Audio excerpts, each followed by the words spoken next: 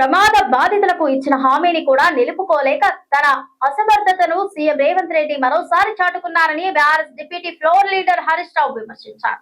4 కోటి రూపాయల సాయం అంటూ సిగాచి బాధితులను నమ్మబలికి అందులో సగం కూడా వారికి చేర్చని రేవంత్ రెడ్డి నయవంచనలో తనను మించిన వారు లేరంటూ నిరూపించుకున్నారంటూ అన్నారు. ఆ పూటకు మాటలు చెప్పడం, ఆ తర్వాత తాను చెప్పిన మాటలకే విలువ ఇవ్వకపోవడం రేవంత్ రెడ్డికే చల్లుతుందంటూ హరీష్ రావు విమర్శించారు. సిగాచి పరిశ్రమ అగ్ని ప్రమాదంలో 54 మంది అమాయక కార్మికులు ప్రాణాలు కోల్పోతే ఆ బాధితుల కుటుంబాలను ఆదుకోవడంలో రాష్ట్ర ప్రభుత్వం ఆడుతున్న నాటకాలు అసెంబ్లీ సాక్షిగా బట్టబయలయ్యాయని హరీష్ రావు అన్నారు.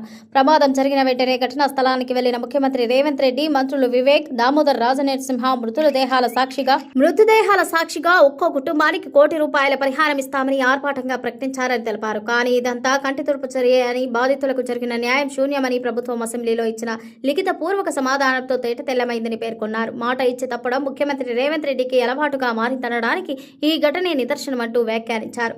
యాజమాన్యం ప్రభుత్వం కుమ్మక్కై పరిహారం లెక్కల్లో చేస్తున్న మోసం అంతా ఇంత కాదని హరీష్ రావు అన్నారు. ప్రభుత్వం అసెంబ్లీలో సమర్పించిన అధికారిక లెక్కల ప్రకారం 54 మంది బాధితులకు కలిపి ఇప్పటి వరకు చెల్లించిన 24.51 కోట్లను విభజించి చూస్తే ఒక్కో కార్మికుడి కుటుంబానికి సగటున అందించిన పరిహారం కేవలం 45.40 లక్షలు మాత్రమే అని తెలిపారు. అంటే ముఖ్యమంత్రి గారు హామీ ఇచ్చిన ₹1 కోటి పరిహారంలో ఇంకా ఒక్కో కుటుంబానికి దాదాపు 54.60 లక్షల చొప్పున మొత్తంగా 29.48 కోట్ల బకాయిని ఈ ప్రభుత్వం ఎగ్గొట్టి బాధితులను నట్టేట ముంచిందని మండిపడ్డారు.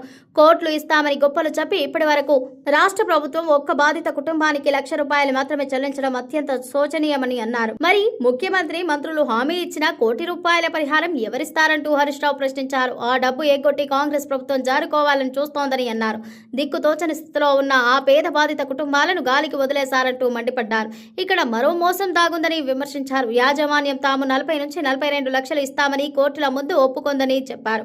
అసలు నిజమేంటంటే వారు సొంతంగా ఇచ్చిన 25 లక్షలకు కార్మికులు చనిపోవడం వల్ల చట్టబద్ధంగా వారికి రావాల్సిన PF, EF, లైఫ్ ఇన్సూరెన్స్ డబ్బులను కూడా కలుపుకొని ఈ లెక్కలు చూపిస్తున్నారంటూ అన్నారు. అవేదో కంపెనీ జేబులో చేస్తున్న పరిహారం కాదు, కార్మికులు కష్టార్జితం నుంచి హక్కుగా వచ్చిన డబ్బు అంటూ హరీష్ రావు తెలిపారు. ఆ డబ్బులను కూడా తీసుకువచ్చి కంపెనీ ఇచ్చే పరిహారంలో కలిపి చూపించడం ఈ కాంగ్రెస్ ప్రభుత్వం యాజమాన్య అమానవీయతకు దిగజారుతనానికి పరాకాష్ట అంటూ మండిపడ్డారు. అంతేకాదు ఆసుపత్రిలో చికిత్స పొందుతూ చనిపోయిన కార్మికుల వైద్య ఖర్చులను కూడా ఈ అరాకొర పరిహారంలోనే కోత విధించడం దారుణమని అన్నారు. ఇక ప్రమాదంలో కాలిబూడిదై ఆచూకీ దొరకని 8 మంది కార్మికుల కుటుంబాలను డెత్ సర్టిఫికెట్ల కోసం నెలల తరబడి ఆఫీసుల చుట్టూ తిప్పించుకున్న దుర్మార్గ ప్రభుత్వం ఇది అని విమర్శించారు.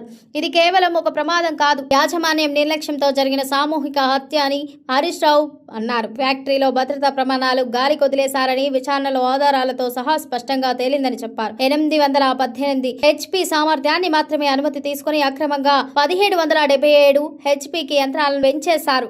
సేఫ్టీ గార్డ్స్ లేవు, ఫైర్ NOC లేదు, డస్ట్ కంట్రోల్ సిస్టమ్ పనిచేయలేదని తెలిపారు. ఇంత నిర్లక్ష్యం బయటపడినా ప్రభుత్వం యాజమాన్యంపై చర్యలు తీసుకోవడంలో పూర్తిగా విఫలమైందంటూ విమర్శించారు.